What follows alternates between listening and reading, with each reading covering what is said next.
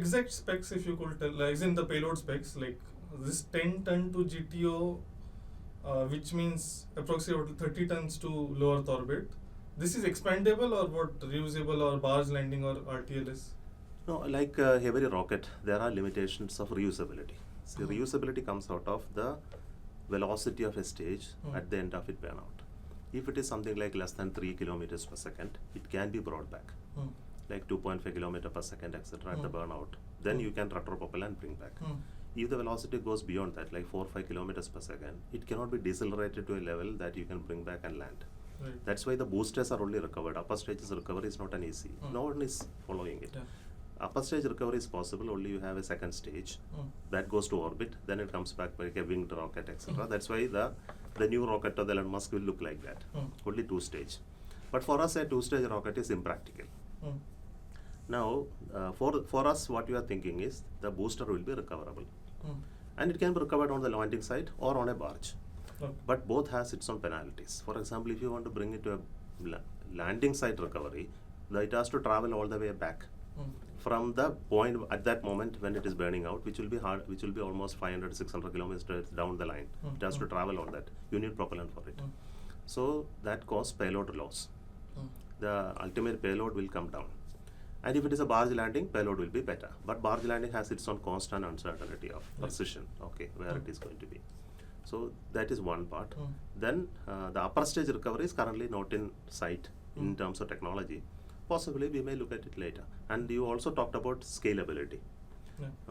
Currently it is 30 ton, and our estimate is that it can go up to something like 70 ton if you add strap-ons of liquid strap-ons. So that will not be exercised at this moment because we don't need that much of capability at this moment. But we will use it when we are ready for going to moon. Okay. So 30 tons is best case, expandable. 30 ton is best case expendable type, yes, of course, yeah. You have explained this kind of in many interviews, but still if you could go into detail why 3-stage versus 2-stage. Why 3-stage versus 2-stage? It's very simple. See, you need to finally give velocity to the stage, to satellite, to the orbital velocity. So that the orbital velocity is shared between the first stage and the second stage. So the first stage gives something like 50% of the velocity. Upper stage gives another 50% of the velocity. Then the first stage will go and impact in an unsafe zone. So currently we are launching from Sriharikota towards east. If you are talking about a plane, that type of launch. If it is towards south, it is different issue. So the velocity that can be added to the upper stage by the lower stage is limited when you launch from Sriharikota. If you give too much velocity, it will go and impact in most of the country, land masses. So we have to contain the velocity. So typically, like in LVM3 up to L1 ton stage, you are limiting to something like say almost 4 kilometers per second, not more than that. So the upper stage has to give that much of velocity, which is a very difficult thing. 4 kilometer velocity giving a booster is also difficult. So what ultimately becomes that, and that intermediate stage is needed, which will be able to impact beyond that point, beyond the land mass point, like 115, 120 kilo eastern, that area. So a 3-stage becomes mandatory. Otherwise, what happens is the upper stage will become very heavy. And all that will go to orbit.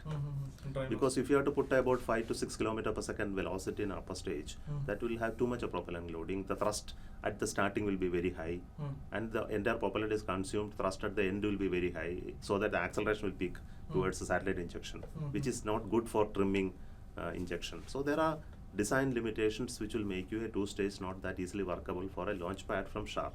Suppose a launch pad is in a sea near equator, I can work with 2-stage. So it all goes with the launch position where you are. Kuru, it may be possible to work with a 2-stage, but Sriharikota is difficult. That I think brings us to the next question: that why this diameter and why this height versus like a stubby, like fatter. Of the which rocket you are referring to? NGLV. Why 5 meter and what 90 meter tall versus like suppose like a 8 meter diameter? It's a result of an optimization study. Because if you have to fill this much of propellant, diameter and height are the only two parameters you can vary. Yeah. And that will result in the mass of the tank. Hmm. The diameter gives you the pi d into Right. height. Hmm. So the material volume that Mhm. makes the tank Mhm. is the mass of the tank. Right. So then smaller one Hmm. is better designed, because smaller diameter will have lesser mass. You know, the pressure is a function of the diameter. Mhm. The stress is a function of the diameter. Right. The more the diameter, the stress will increase on the tank shell. Uh-huh. The pressure into the projected area is the load. So when the diameter increases, the load increases, the shell thickness will increase. So then the question of what is the right combination of height and the diameter. This is one parameter. Second parameter is height is good from a different context, that will give you additional pressure. It is called rho gh height. Oh, So when the vehicle accelerate, Mhm. acceleration into height of the liquid is a pressure at the bottom. Even if you have zero pressure, Okay. the acceleration into the height of the liquid give you a pressure. Okay. You know, simply you fill Yes, liquid in a yes, tank, yes. it will flow out. Right. The head called its head. Mhm. If the given liquid I can put in a higher head, I can Uh-huh. get the required pressure. So my pressurization requirement will come down. If the tank is taller, Okay, if the tank is stubbier, the Mhm. pressurization requirement will be higher. So this is second advantage. Oh. The third thing is, these are secrets which you need pay me. Okay. Then the third point is manufacturing. You know, when you have to manufacture say 6 or 7 meter diameter, you need machinery of that class. Right. Second is you need to make rings of that diameter. Mhm. Today there is no facility in India to make that type of class of rings. The ring manufacturing is a very critical technology. We are making it only in one place in the entire country of 5 meter class rings. There is no one else to make. Okay. So if I have to make a 6 meter aluminum ring of space quality, I have to import. But up to 5.5 meter, I can make it in India using our own technology. So this is the last limitation. Okay. That was new. Yeah, there are a lot of new things. This pressure thing was interesting. Yeah. So Surya, sorry, NGLV H. NGLV H as in the solid strap-on one. This will be day one part of, as in when I say day one part of the design, I think you'll have to re-engineer the core to sustain those loads of the. No, that will be designed for transferring the load. Okay. Either the aft end or the top, whichever we are still studying it, which is the right option. Because then it be common core for either, or you'll have like because I think Falcon Heavy has a problem where they have to make a separate core for the heavy and a separate core for the regular stuff. No, we are trying to avoid that. Try to minimize the variabilities in systems. It will be more or less a common core. At least propulsion based point of view, it will be a common core. Structural point of view, there could be some difference, because attachments need to be added when strap-ons are there. When strap-ons are not there, attachments are not needed. So there will be some difference.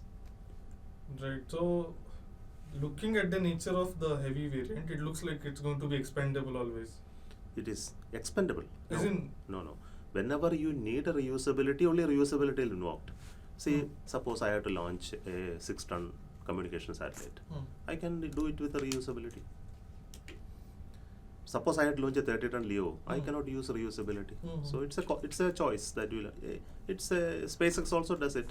Depending upon the payload capability, reusability will be invoked or will not be invoked. I think heavy, the core they are going with expandable always now.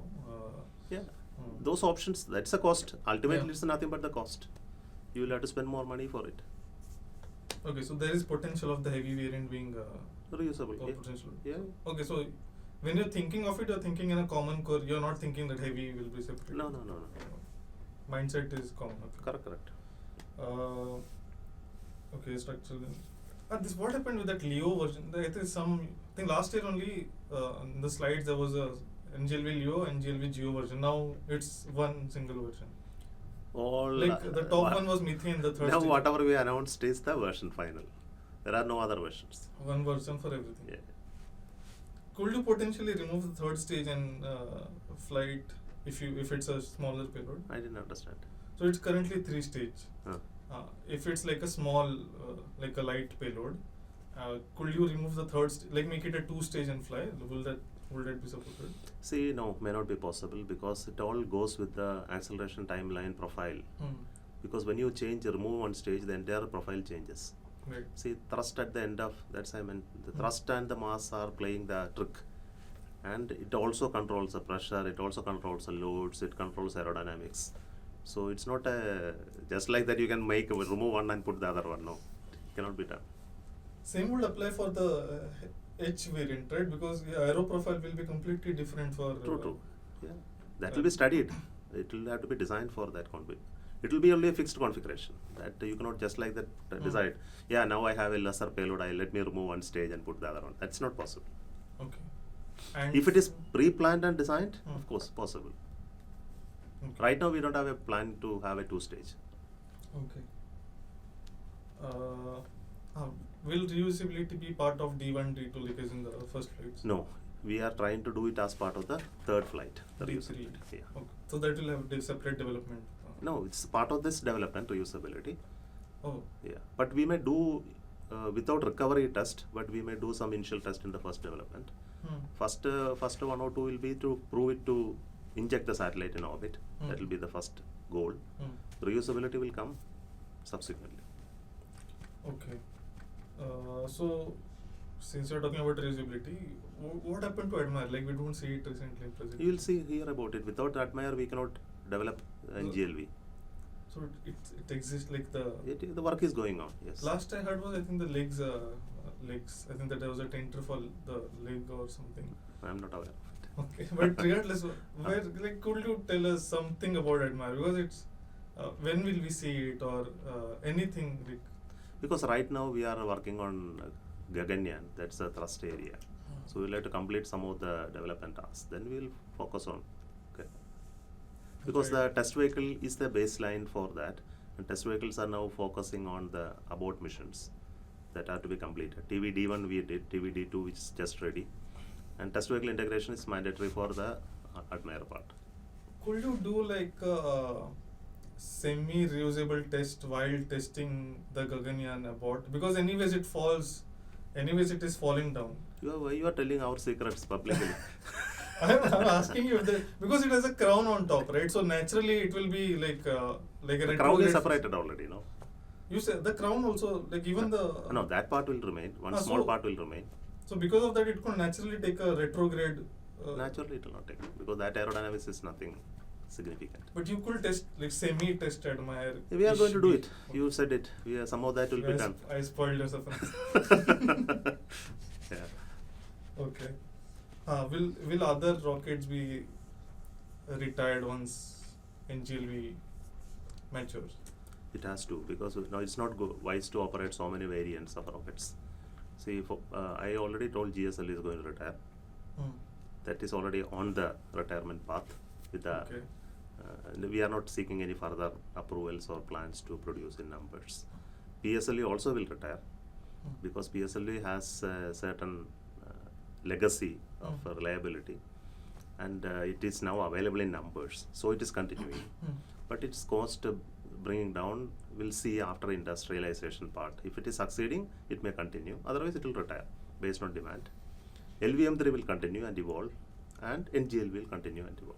So we will have, and SSLV of course is as a small segment, will also continue in the. So PSLV, GSLV, in opinion, next 10 years it should all vanish. MK2 is interesting because it's very busy now, considering what is that? NVS satellites, the whole portfolio is there. IDRSS, NISAR. It seems like there's a lot on its table. Yeah, currently there are a lot of satellites booked on it. The current approved numbers are fully booked.